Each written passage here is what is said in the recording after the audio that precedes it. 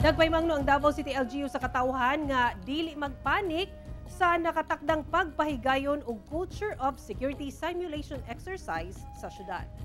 Nagpagula og advisory ang Davao City Safety and Security Cluster labot sa nakatakdang culture of security simulation exercise o CIMEX nga ipahigayon sa syudad.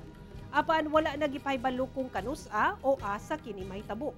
Busa pay mangno sa otoridad nga kung makasaksi og operasyon sa otoridad dili magpanik. Samtang nagpaymangno sa ang otoridad nga gipaabot ang paghuot sa dagan sa trapiko ug pagkadelatar sa biyahe ato sa CIMEX. Kini kabahin gihapon matud pa sa pagpakusog sa kampanya nga Culture of Security sa syudad.